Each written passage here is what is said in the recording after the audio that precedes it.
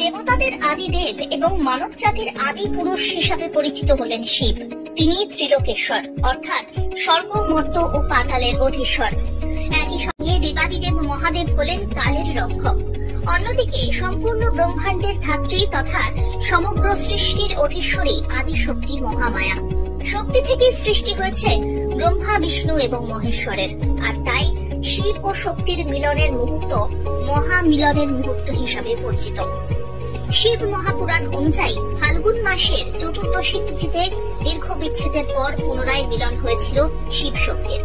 মহাশিবরাত্রি হল সেই রাত যখন শিব তাঁর সৃষ্টির প্রথম আকার ধারণ করেছিলেন এবং এই দিনেই শিবের পূর্ণ অবতার প্রকাশিত হয়। প্রত্যেক বছর ফাল্গুন মাসের কৃষ্ণপক্ষের চতুর্দশী তিথিতে পুজো করা হয়, আর এই দিনটি বিশেষভাবে ভগবান শিবের উপাসনার জন্যই নির্ধারিত। শিবের ভক্তরা সারা রাত ধরে উপবাস, জপ তপ, পূজার্চনা করেন। শিবরাত্রি, মাসিক শিবরাত্রি এবং মহাশিবরাত্রি দুটি ভাগে বিভক্ত।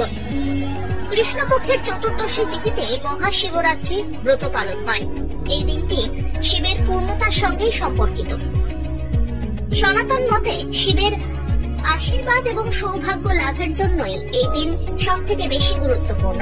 তাই দেশব্যাপী পূর্ণ শ্রদ্ধার সঙ্গেই পালন করা হচ্ছে মহাশিবরাত্রি। এই বিশেষ দিন উপলক্ষে সেজে উঠেছে দ্বাদশ জ্যোতির্লিঙ্গর মন্দিরগুলি। সেক্ষেত্রে প্রথমেই নাম আসে মধ্যপ্রদেশের উজ্জয়িনীতে অবস্থিত মহাকালেশ্বরের। বলা হয় কাল অর্থাৎ সময় বা মৃত্যুকে নিয়ন্ত্রণ করতে পারেন স্বয়ং মহাকাল।